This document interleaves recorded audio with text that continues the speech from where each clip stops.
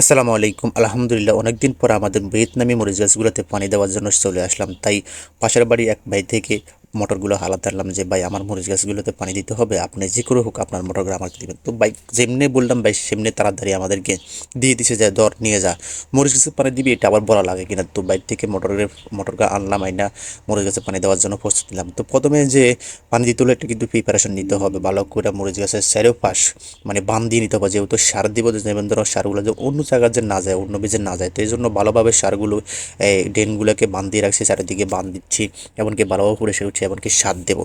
তো সার বাজার থেকে 2 কেজি আনলাম, 2 কেজি আনলে যথেষ্ট। আমার এখানে 30টা মরিচ গাছ, আমার এই 30 মরিচ গাছের পিছনে আমি যে যত্ন করতেছি, মানুষ 100টা মরিচ গাছের 100 বিঘার পুরো এমন পরিশ্রম করেন। তো এইগুলোতে আমি অনেক যত্ন সহকারে উঠলাম, এটা আমার শখের।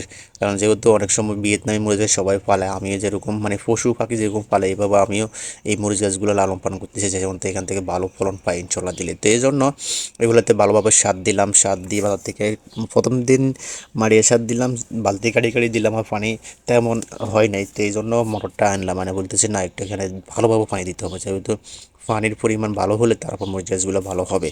তো যেমনি কথা তেমনি মরিচ গাছগুলোতে সার দেওয়ার জন্য 2 কেজি সার আনলাম, ইউরিয়া সার। আমাদের দেশি কিছু মরিচ গাছ আছে, সেগুলো তো ভালোভাবে সার দিয়ে নিলাম।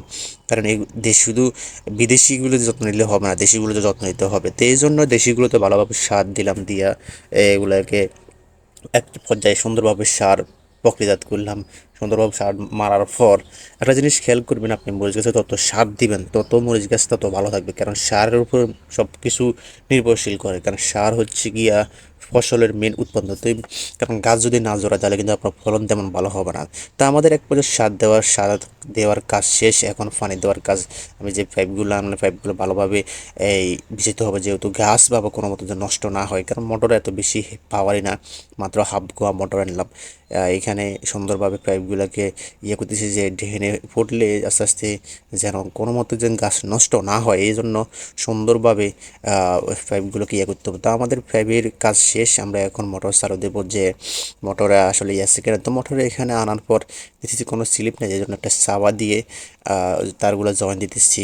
কারণ যেহেতু এখানে দিনের জন্য অল্প কতক্ষণের জন্য ক্লিপ লাগে, কারণ তো লাভ হবে না। তো এই জন্য অনেক চেষ্টা করলাম যে আসলে কি মোটর উঠে কিনা। সে বলতেছে ভাই আপনি যদি উঠাতে পারেন পানি তাহলে তো ভালো। আমি এখানে চেষ্টা করার পর আমি ছাড়া তো মোটরের পানি উঠাতে, আমি কিন্তু এটা কোনো কথা বললেন, আপনার এখানে পানি উঠাতে আমার এত বেশি সমস্যাই হতো না।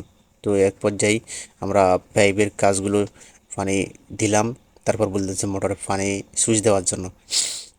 সুইচ দেওয়ার পর যখন ফোটান ভারী উঠে না, পর এবার আবার চেষ্টা করলাম, যখন পানি উঠছে লোড দিয়ে সবগুলো গায়ে গেছে, মোটামুটি পানির স্পিড আছে, যাই আছে ভালোই আছে। তো এগুলোকে প্রথমে একটু লোদ উঠে এটা বাঁধতে হবে, যাতে ফিল্টারে যেন মাড়ি কোনো মতো না লাগে। কারণ মাড়ি লাগার কারণে ফিল্টারের স্পিডটা পাচ্ছে না আর কি। তো এই জন্য এই দিলাম, দেখি যে পানি উঠে কিনা। আমরা দৌড়াই গেলাম পানি আসে কিনা, পানি তো ভেবে আসার কথা। সাইজেন মোটামুটি পানি আসতেছে মনে হয়, হ্যাঁ পানি আসতেছে, পানি দেখা যাচ্ছে। তো এইভাবে যদি পানি দেন, কারণ মরিচ গাছে পানি বাসায় দেবে, একদম ডুবাই দেওয়ান ছাড়া মরিচ গাছে পানি ডুবে না দিলে, কারণ মরিচ গাছে লাভ হবে না। এজন্য মরিচ গাছে পানি দিতে হলে ডুবাই দিতে হবে। তো আমাদের এখানে একদম শুকিয়ে করে পানি দিলাম, ডুবাই দিলাম। তো সবাই ভালো থাকবেন, সুস্থ থাকবেন। আর এরকম ইন্টারেস্ট ভিডিও পেতে আমাদের পেজটি, চ্যানেলটি সাবস্ক্রাইব